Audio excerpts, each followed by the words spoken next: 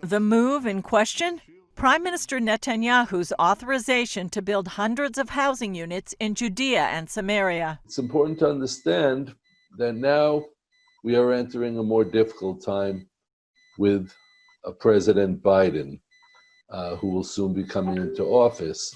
And so Netanyahu is trying to take advantage of the moment before Biden takes office to create a few facts on the ground. Netanyahu has his own political concerns as well, with Israel facing another election in March. One way of getting support from the right-wing voters is by announcing there's going to be new building in Judea and Samaria. It doesn't mean he's going to follow through on it after he's elected. 100 of the 800 approved housing units are in Tal Menashe, the home of the late Esther Horgan.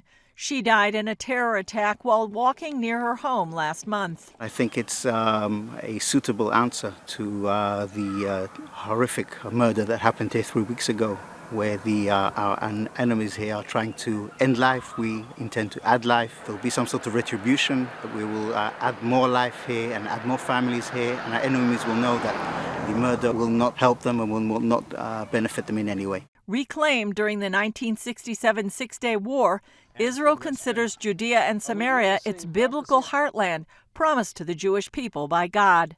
Palestinians and much of the world call it the West Bank, view it as occupied territory, and want to see it become part of a Palestinian state.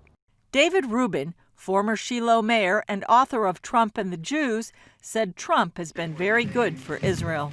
President Trump has been the best president in history, in the history of United States-Israel relations. Among his accomplishments are recognition of Jerusalem as Israel's capital and moving the U.S. Embassy to Jerusalem.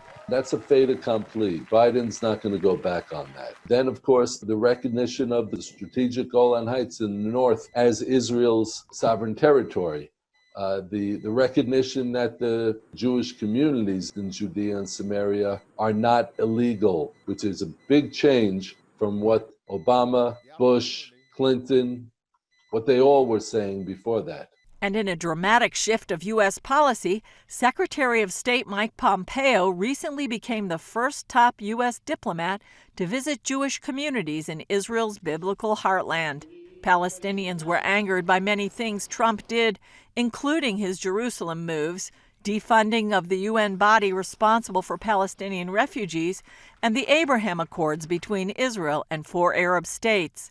While Biden is considered to be a friend of Israel, he is also expected to be more sympathetic toward the Palestinians. Rubin says he hopes Biden won't pressure Israel to give away its biblical heritage. Being fair-handed means that you do what's right. And what's right is that the land of Israel was given by the God of Abraham, Isaac, and Jacob to the people of Israel. That's what's right. And that's what Joe Biden has to learn about. Meanwhile, the foreign ministers of Germany, France, and Jordan met in Egypt.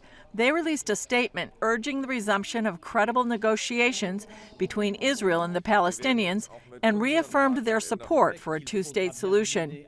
So for Israel, the heat is on. Some fear the favor Israel had with Washington during the last 4 years is likely to be replaced by pressure the Jewish state felt before Trump took office. Julie Stahl, CBN News, Jerusalem.